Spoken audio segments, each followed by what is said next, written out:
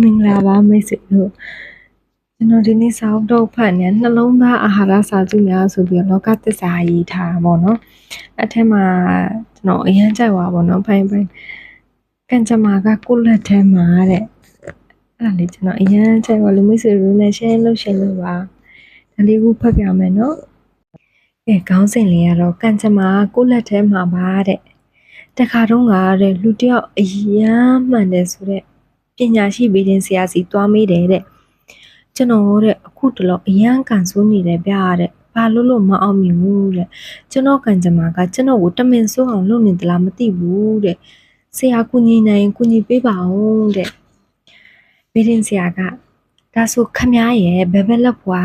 ပေးပါတဲ့ကျွန်တော်ကြည့်ပေးမယ်လို့ပြောတယ်တဲ့ဒီလိုနဲ့ဘယ်ဘက်လက်ဖွာကိုယူပြီးဒီမှာအရှိလန်းကြောင်းဒီမှာစီးပွားရေးလမ်းကြောင်းဒီမှာကံကောင်းတဲ့လမ်းကြောင်းဒါကကံဆိုးတဲ့လမ်းကြောင်းဒါကတော့ခမည်းရဲ့ဘဝဒါကခမည်းဘဝရဲ့တိုးတက်ရာလမ်းကြောင်းလို့ပြတယ်တဲ့ကဲခမည်းကံကြမ္မာကဘာလဲဆိုတာသိချင်လားလို့မေးပြီးလက်ဘဝကိုတင်းကျင့်နေအောင်စုပ်ကင်ထားပြီးမှပြန်ဖြန့်ခိုင်းပြီးပြန်မေးတယ်ခုနကကျွန်တော်ပြောခဲ့တဲ့လက္ခဏာလမ်းကြောင်းတွေကဘယ်ရောက်သွားလဲတဲ့ဒီရင်ဆရာမေးလိုက်တာပေါ့နော်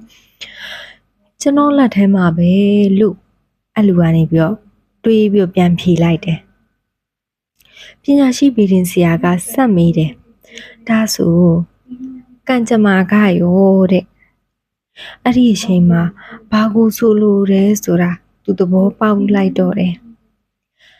ကံကောင်းခြင်းကံဆိုးခြင်းကိုဘယ်အရာကမှမတတ်မှတ်ပါဘူးတဲ့ကိုယ့်လက်ထဲမှာပဲရှိတယ်ကိုယ့်အပေါ်မှာပဲမူတည်တယ်ကံကြမ္မာကိုကောင်းခြင်းဆိုးခြင်းဖြစ်စေတာလဲကိုယ်တိုင်ပါပဲတဲ့ဒါကြောင့်ကောင်းတာလုပ်ရင်ကောင်းတာဖြစ်မယ်ကံကောင်းခြင်းကိုကောင်းကြိုးစားပါအဖြေကတော့ရှင်းတယ်နော်ပြီးပါပြီကျေးဇူးပါ